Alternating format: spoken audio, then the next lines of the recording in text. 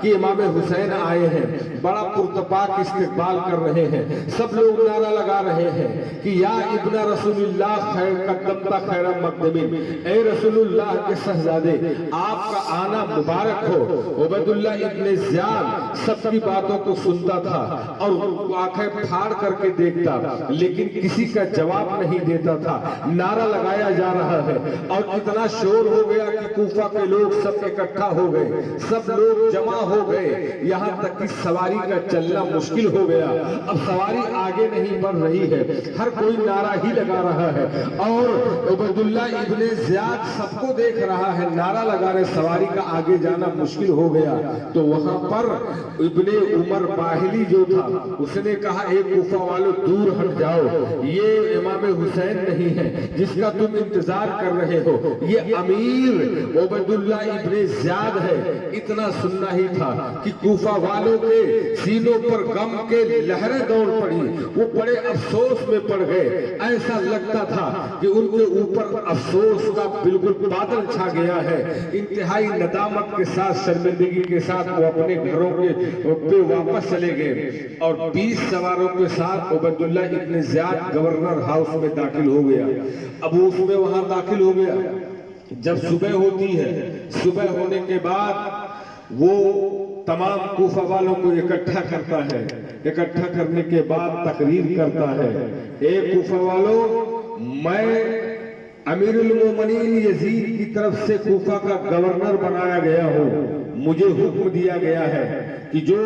مطیع اور فرما بردار ہوں گے میں ان کے ساتھ نرمی کے ساتھ پیش آؤں، لیکن جو نافرمان ہوگا میں اس کے ساتھ سختی کروں گا۔ یہ یزید کا ہم نے حکم پایا ہے، اس لیے میں یزید کے حکم پر سختی کے ساتھ عمل کروں گا۔ اب جو یزید کے حکم کو مانے گا میں اس کے ساتھ بڑی بھلائی اور نرمی کروں گا، لیکن اگر کوئی امیر المومنین یزید کے حکم کے خلاف کرے گا تو میں اس کے ساتھ سخت کارروائی کروں گا، میری تلوار ہوگی اور اس کی گردن ہوگی، یہاں تک کہ اس کے بال بچوں کو بھی نہیں چھوڑوں گا۔ اور اس کے بعد اس نے جو کوفہ کے بڑے بڑے سردار تھے قبیلوں کے، سب کو عبید اللہ ابن زیاد نے گرفتار کر لیا۔ عبید اللہ ابن زیاد ان کو گرفتار کر کے ایک تحریری ضمانت لیتا ہے، ایک لکھت تحریر لیتا ہے کہ لکھو کہ ہم کسی بھی مخالف کو اپنے گھروں میں پناہ نہیں دیں گے، اور اگر کوئی مخالف تمہارے گھروں میں پناہ گزین ہے تو اس کو تم لوگ ہمارے حوالے کرو گے، ہمارے پاس پیش کرو گے۔ اب اس کے بعد عبید اللہ ابن زیاد نے ان سے تحریری ضمانت لے لیا اور ضمانت لینے کے بعد لوگوں سے کہا کہ اے لوگوں، تم سب کے سب جو ہے اب اپنے گھروں پر جاؤ، اپنے گھروں کو واپس ہو جاؤ۔ اس کارروائی کے بعد کوفہ کے اندر خوف و ہراس کا ماحول پیدا ہو گیا، لوگوں کے خیالات بہت تیزی کے ساتھ بدلنا شروع ہو گئے، ان کے خیالات بدلنا شروع ہو گئے۔ اور یہ بھی معلوم ہے کہ سب کو پتا تھا کوفہ میں یہ بات شہرا تھا،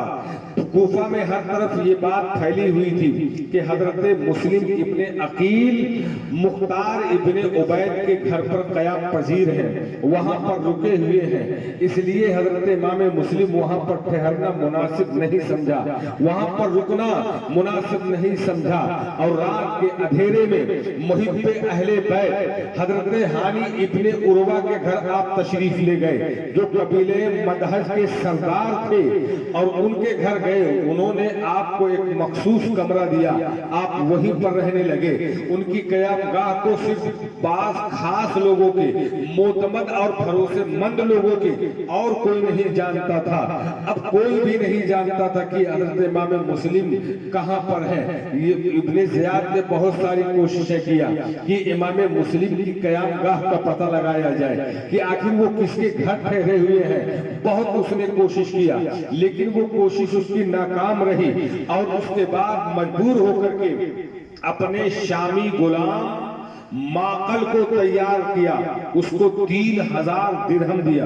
بات آپ سن رہے کہ نہیں سن رہے؟ سب لوگ سنیں توجہ کے ساتھ، بلند آواز سے کہیے یا حسین،